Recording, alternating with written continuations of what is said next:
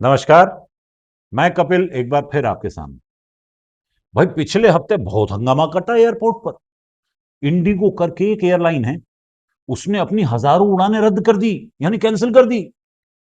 अब जो लोग बेचारे जा रहे थे हवाई यात्रा करने, उनकी हालत हो गई खराब।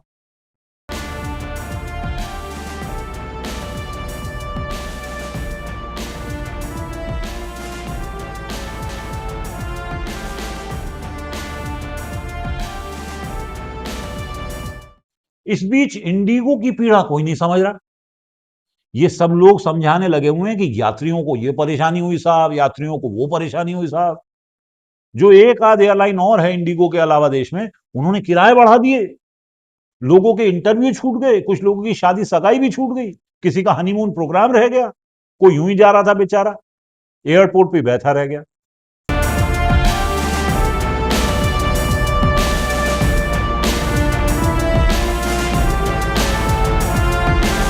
अब ये जो बैठा रह गया, वो जिस एयरपोर्ट पर बैठा रह गया, माफ कीजिएगा, वो कोई सरकारी एयरपोर्ट नहीं था, प्राइवेटली मैनेज्ड एयरपोर्ट था।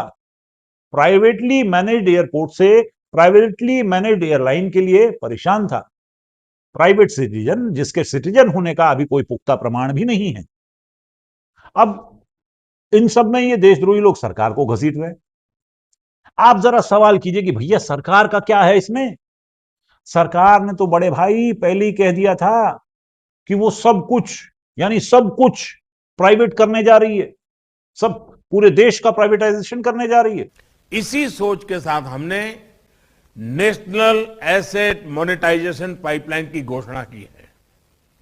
ऑयल हो, गैस, पोर्ट, एयरपोर्ट, पावर, ऐसे करीब 100 एसेट्स को मोनेटाइज करने का लक्ष्य हमने रखा है।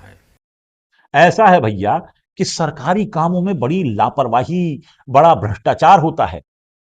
ऊपर से ये एयरलाइन चलाना, एयरपोर्ट चलाना, ये काम तो सच कहें तो प्राइवेट हाथों में ही अच्छा लगता है।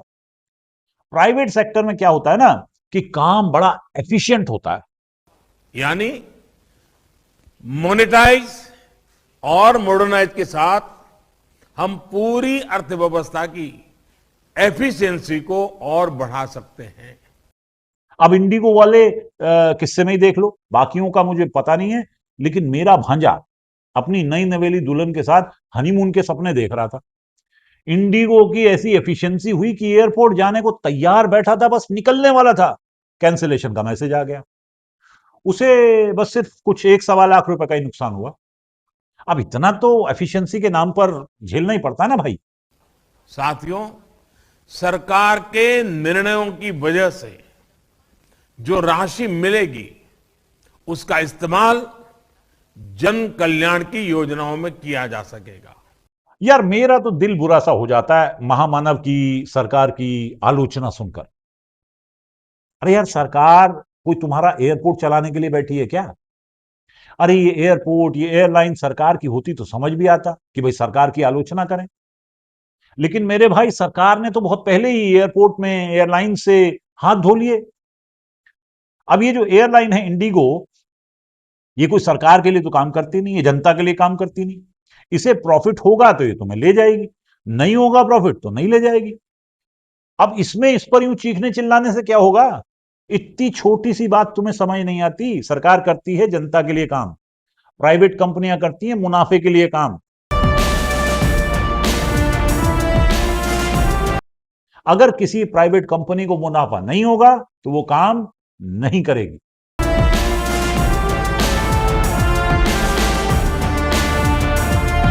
जापान में एक रेल रूट पर एक रेल चलती थी और उसमें पैसेंजर जो हैं कम होते जा रहे थे। तो सरकार ने सोचा कि इस रूट को बंद कर देना चाहिए।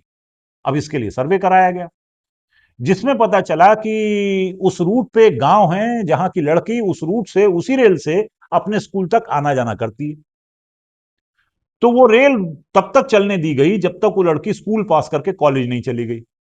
इसके बाद उस रूट को बंद कर दिया गया क्योंकि यात्री नहीं थे।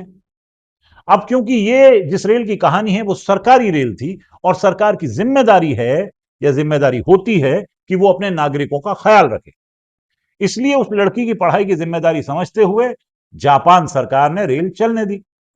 लेकिन अगर यह रेल प्राइवेट होती तो फिर यह रेल चाहे इंडिया में होती, जापान में होती या कहीं भी होती, उस लड़की के लिए नहीं बल्कि मुनाफे को देखकर अपने रूट का जारी रखना या बंद होना तय करती।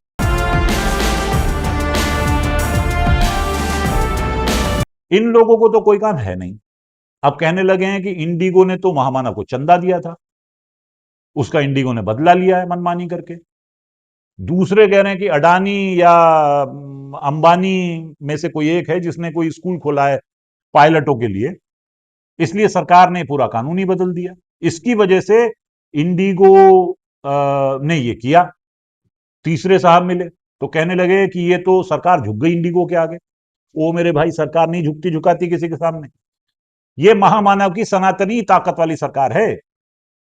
अब ये तो होता ही है कि मान लो सरकार कोई कानून बनाए और आप उस कानून को ना माने तो जाहिर है सरकार कहेगी ठीक है लाला, कुछ दिन और ले लो। सरकार की सख्ताई कम हो जाती है ऐसे मामले में।